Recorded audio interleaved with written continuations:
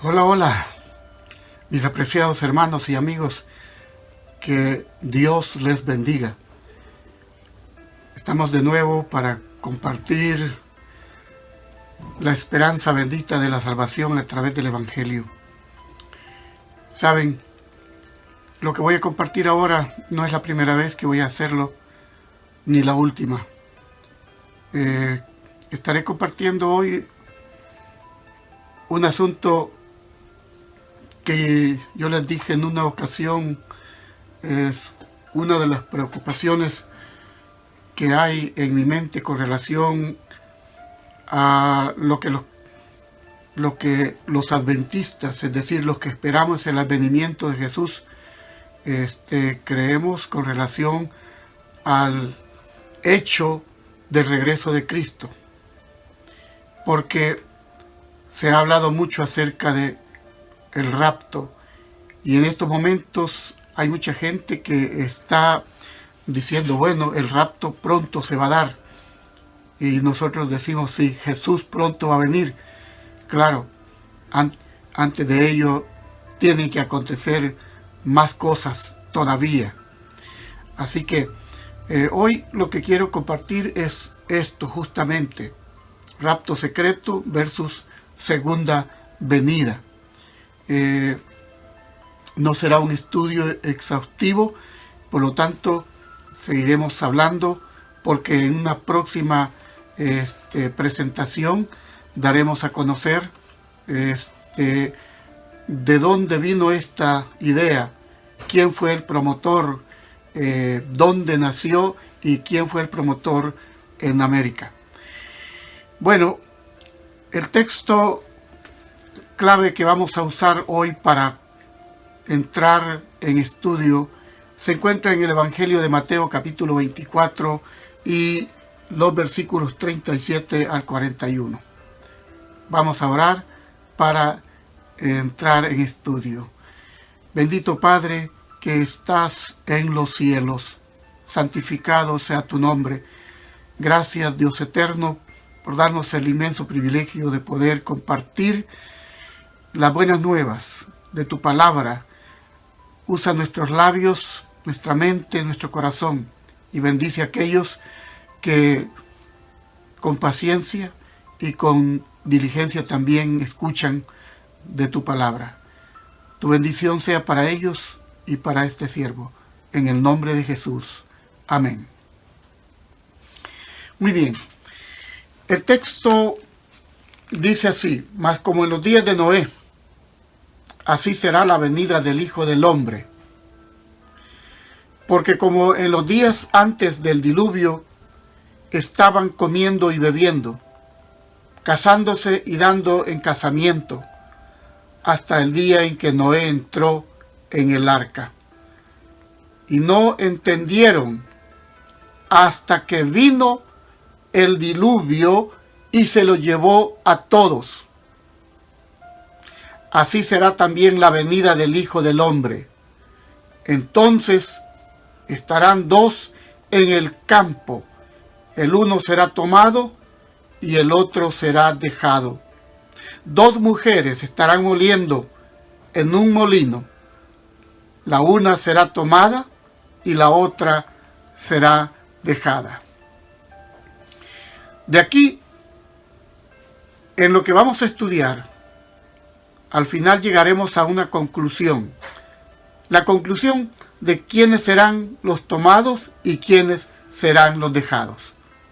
Pero entre tanto, tenemos que ubicarnos en lo que dice el texto, que la venida, que así será la venida del Hijo del Hombre, como en los días de Noé.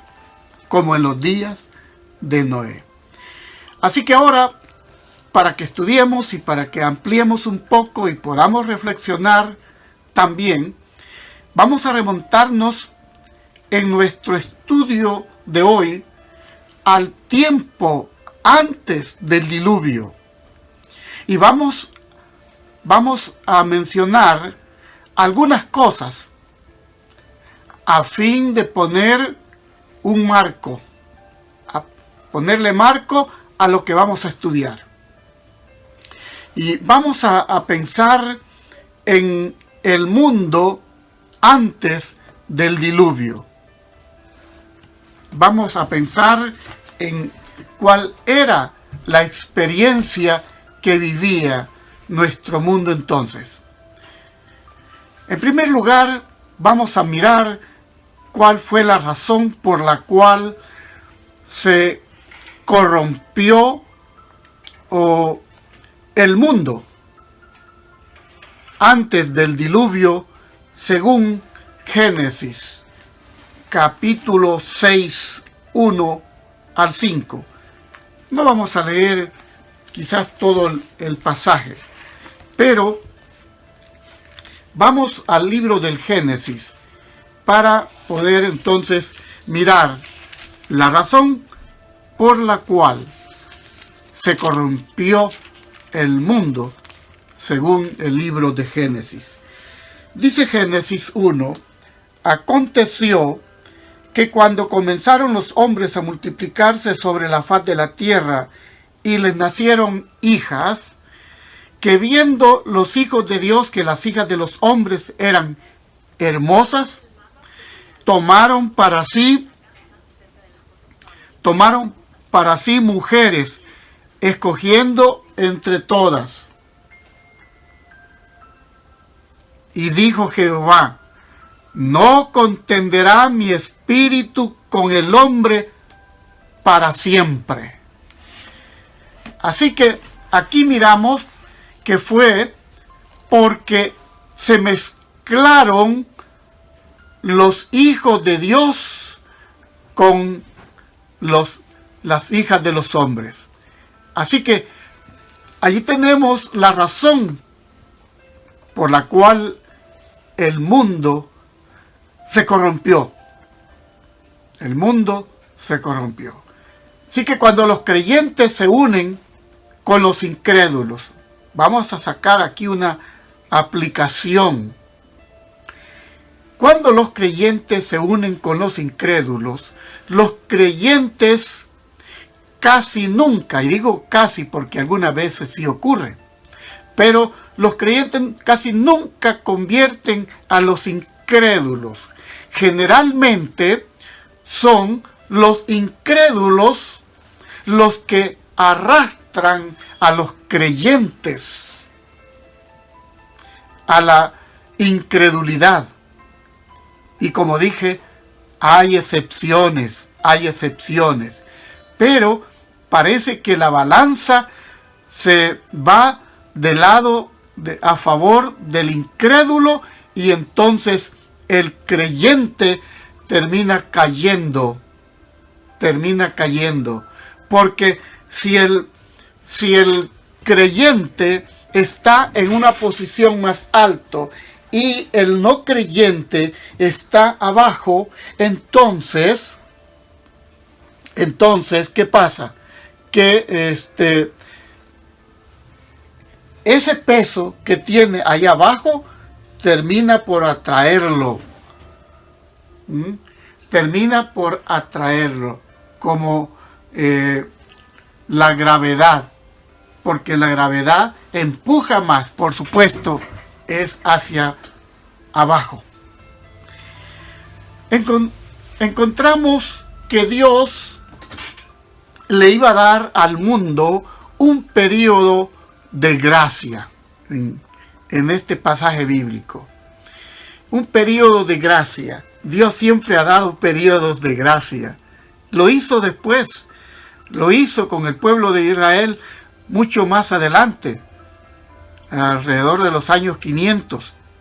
Para ser exactos, nosotros tenemos ahí la profecía de las 70 semanas de Daniel 9:24 al 27, donde se le dice al pueblo de Israel, 70 semanas están determinadas para tu pueblo y tu santa ciudad.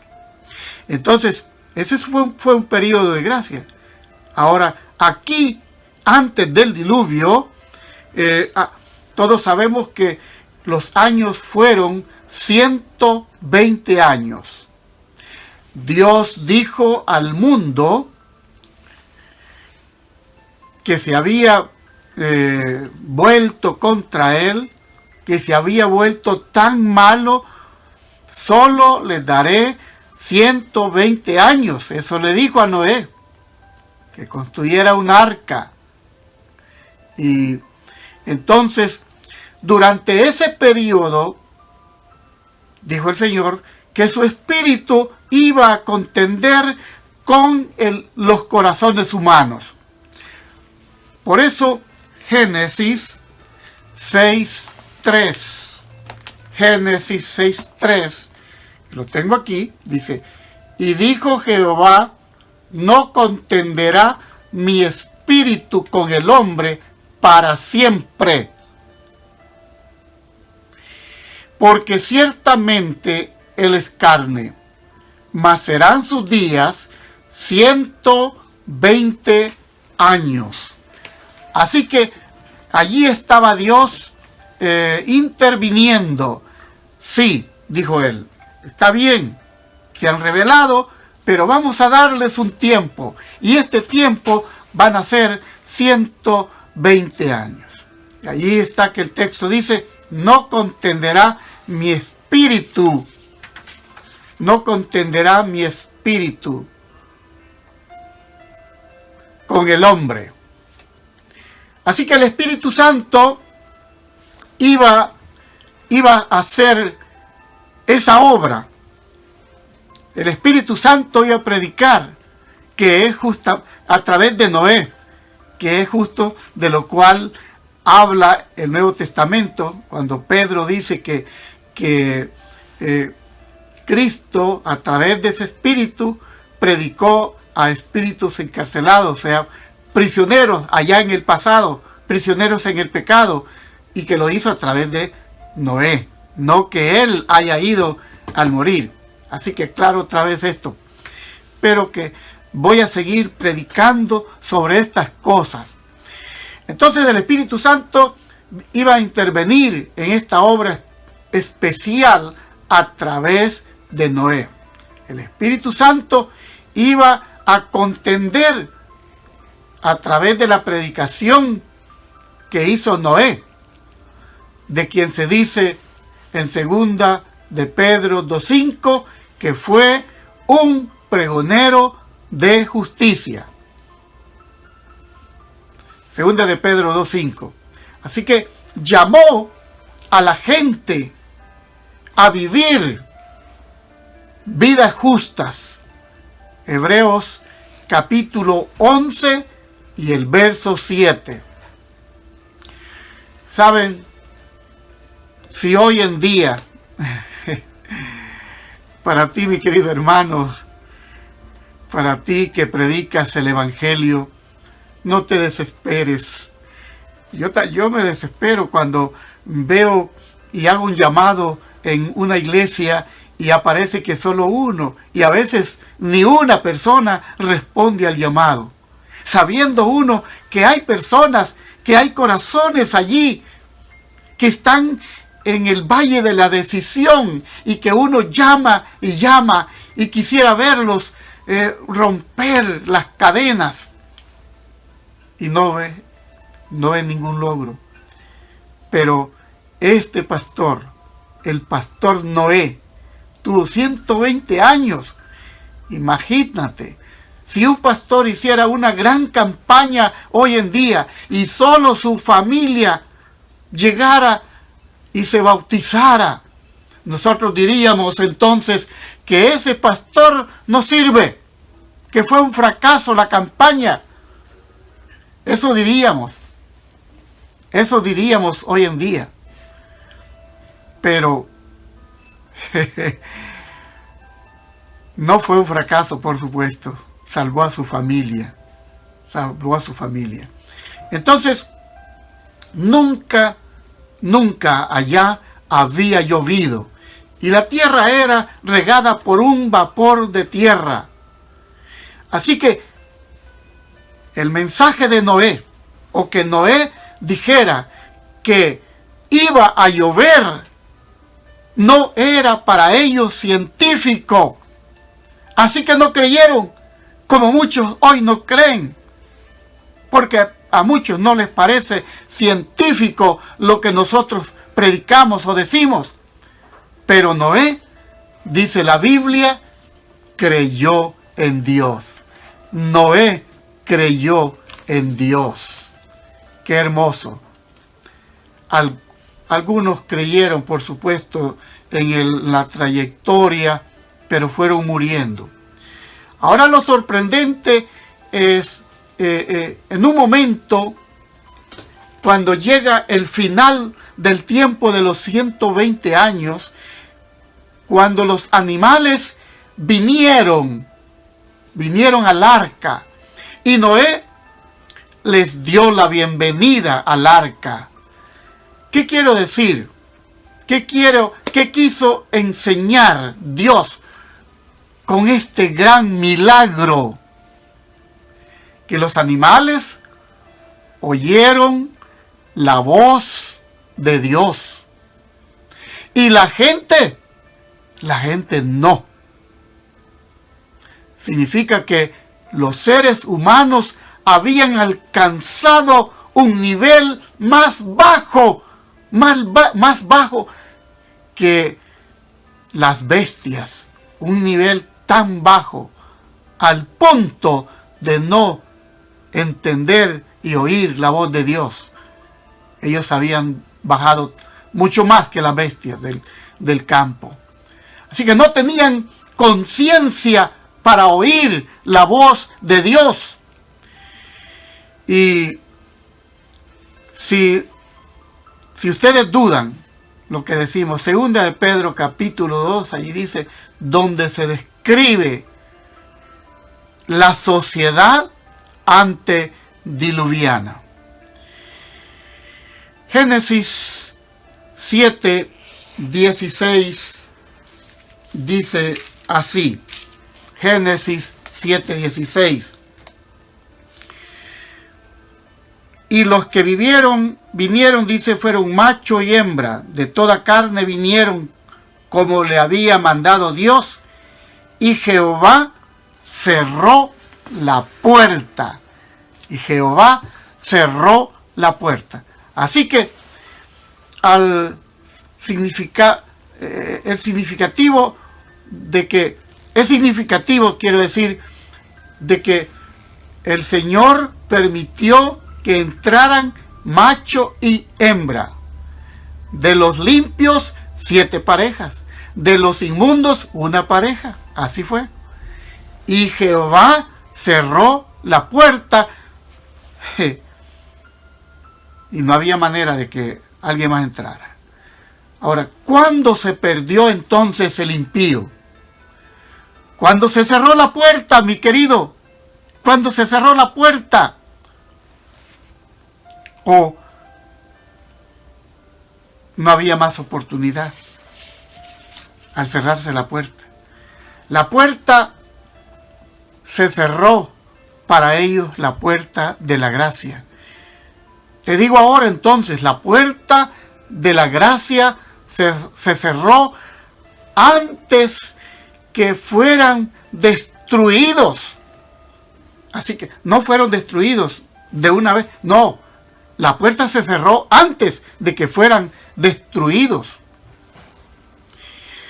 ¿Se han preguntado por qué Dios no hizo que lloviera el mismo día que cerró la puerta? 7 días sin llover.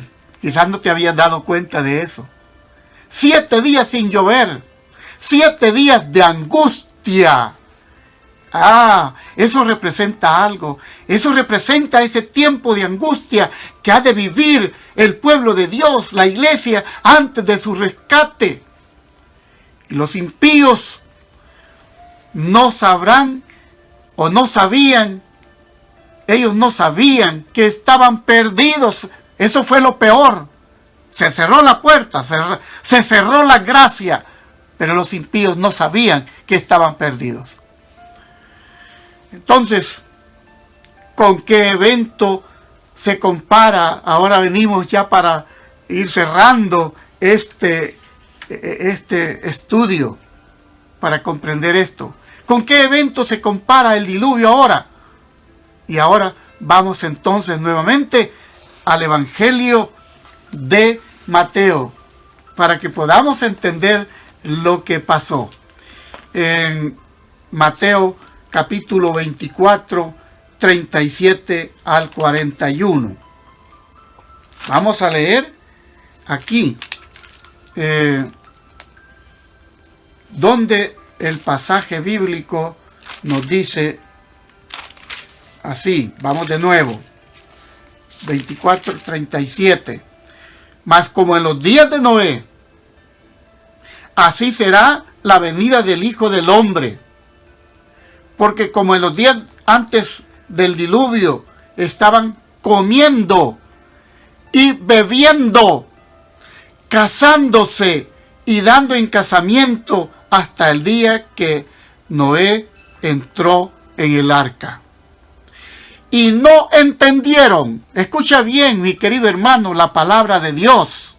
Y no entendieron hasta que vino el diluvio.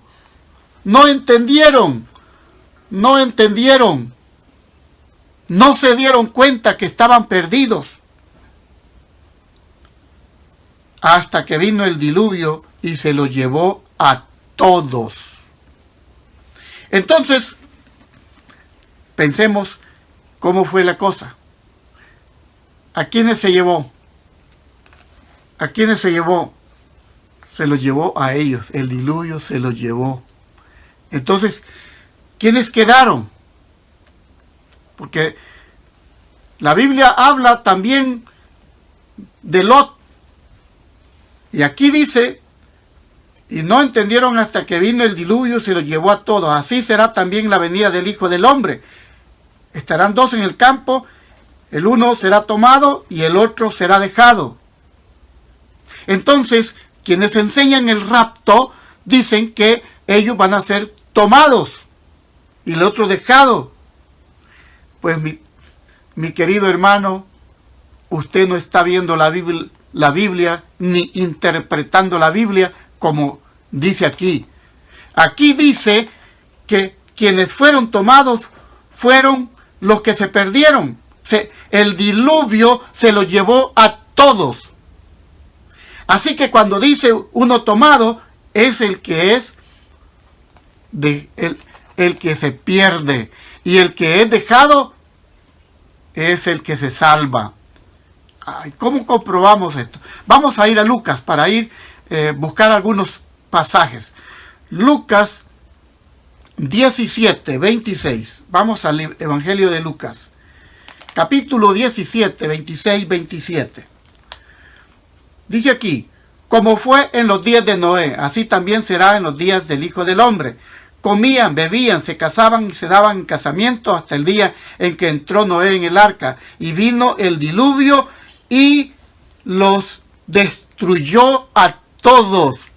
Vino el diluvio y los destruyó a todos.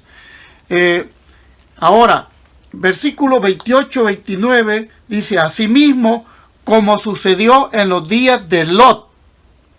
Comían, bebían, compraban, vendían, plantaban, edificaban. Mas el día en que Lot salió del Sodoma, llovió del cielo fuego y azufre y los destruyó a todos. Lucas 17, 34 dice aquí, os digo que en aquella noche estarán dos en una cama, el uno será tomado y el otro será dejado. El tomado es el que es destruido y el dejado es el que vive para siempre. 34 al 36. Dos mujeres estarán moliendo juntas, la una será tomada y la otra dejada. Dos estarán en el campo, el uno será tomado y el otro dejado. Eso está allí, tomado y dejado.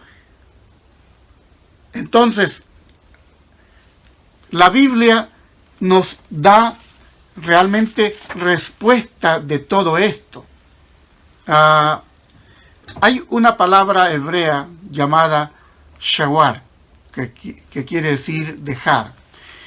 Vamos a usar algunos pasajes del Antiguo Testamento para ver y mirar y comprobar que esto de dejado significa el que es salvo. Josué, capítulo 8, verso 8. Vamos al libro de Josué, capítulo 8, versículo 8. Josué, capítulo 8 y verso 8. Y cuando la hayáis tomado, le prenderéis fuego, haréis conforme a la palabra de Jehová. Mirad que os lo he mandado. Así que, ¿qué pasaba? Cuando cuando tomaban una ciudad, ese es el que perdía. El versículo 22 de este mismo capítulo de Josué 8, 22, dice: y los otros salieron de la ciudad a su encuentro, y así fueron encerrados en medio de Israel, los unos por un lado y los otros por el otro, y los hirieron hasta que no quedó ninguno de ellos que escapase. No quedó ninguno de ellos. Así que los que no quedan son los que se pierden. ¿Ve? Entonces, allí encontramos en Josué 8, que el versículo 8 dice: los tomados. Los tomados son los destruidos. Isaías 24:1. Vamos a ver qué nos dice el libro de Isaías, capítulo 24 y el verso 1. Isaías 24:1. Dice aquí: he aquí que Jehová vacía la tierra y la desnuda y trastorna su faz y hace esparcir a sus moradores. A sus moradores. Al versículo 3. La tierra será enteramente vaciada y completamente saqueada, porque Jehová ha pronunciado esta palabra. En los versículos 6 y 18 del mismo capítulo 24 de Isaías, verso 6 dice: por esta causa la maldición consumió la tierra y sus moradores fueron asolados. Por esta causa fueron consumidos los habitantes de la tierra y disminuyeron los hombres. En Jeremías, bueno, no te leí el 18. 18 dice: y acontecerá que el que huyere de la voz del terror caerá en el foso, y el que se saliere de en medio del foso será preso en la red, porque de lo alto se abrirán ventanas y temblarán los cimientos de la tierra. Te comparto también del libro de Jeremías, capítulo 4. Jeremías, capítulo 4, verso 23 al 27. Esto tiene que ver con el final de la historia. Capítulo 4, verso 23 al 27. Dice así: miré la tierra, y he aquí que estaba asolada y vacía, y a los cielos y no había en ellos luz. Miré a los montes, y aquí que temblaban, y todos los collados fueron destruidos. Miré, y no había hombre, y todas las aves del cielo se habían ido. Miré, y aquí el campo fértil era un desierto, y todas sus ciudades eran asoladas delante de Jehová, delante del ardor de su ira. Porque así dijo Jehová: toda la tierra será asolada, pero no la destruiré del todo. El tiempo se me ha ido. Ahora, ¿quiénes quedan cuando Cristo viene? Segunda Tesalonicenses, capítulo 1. Voy al Nuevo Testamento para dar una cita del Nuevo Testamento. Segunda Tesalonicenses, capítulo 2, 7 al 9. Segunda Tesalonicenses 1, 7 al 9. Ahí está. Y a vosotros que sois atribulados, daros reposo con nosotros cuando se manifieste el Señor Jesús desde el cielo, con los ángeles de su poder, en llama de fuego, para dar retribución a los que no conocieron a Dios, ni obedecen al Evangelio de nuestro Señor Jesucristo, los cuales sufrirán pena de eterna perdición, excluidos de la presencia del Señor y de la gloria de su poder. Así que los que quedan vivos son los salvos. Ellos son los que van a quedar, los que quedan vivos. Primera Tesalonicenses 5:3. Mira lo que dice. Primera Tesalonicenses 5:3 dice que cuando digan paz y seguridad, entonces vendrá sobre ellos destrucción repentina, como los dolores a la mujer encinta, y no escaparán. No escaparán. Mi querido hermano, no seremos raptados, porque Jesús no viene para raptar a su iglesia, porque es suya. Jesús viene como ladrón, porque los que se pierden no sabrán, no estarán preparados para la espera. No estarán preparados. Mas vosotros, dice, hermanos, no estáis en tinieblas, para que aquel día os sorprenda como ladrón. Para el creyente, Jesús no viene como ladrón, porque lo estamos esperando y sabemos cómo es que Él vendrá. Mi querido hermano, el que será tomado es el que se pierde, el que será dejado es el que se salva. Así que Dios te bendiga. Creo que debo terminar con esta cita de Primera Tesalonicenses 4, 16. Vamos a ver. 14 al 16. Porque si creemos que Jesús murió y resucitó, así también traerá Dios con Jesús a los que durmieron en él. O sea, los llevará allá. Por lo cual os decimos esto en palabras del Señor, que nosotros que vivimos, que habremos quedado hasta la venida del Señor, no precederemos a los que durmieron. Porque el Señor mismo, con voz de mando, con voz de arcángel y trompeta de Dios, descenderá del cielo, y los muertos en Cristo resucitarán primero. Así que el versículo 15 dice, los que habremos quedado. Hermanos queridos, los que se pierden son los tomados, los que quedan son los salvados. Allá, en el tiempo de Noé, los que quedaron fueron los salvos. Ellos fueron los que quedaron.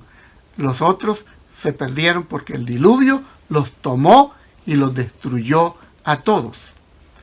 Prepárate, mi querido amigo, para que cuando suceda el arrebatamiento, no el rapto secreto, cuando suceda el momento de ser arrebatados al cielo, llevados al cielo, iremos con el Señor Jesucristo si hemos hecho su voluntad. Abre tu corazón a Dios. Ábrele tu corazón. Dios te bendiga y no dudes en compartir lo que comparto contigo.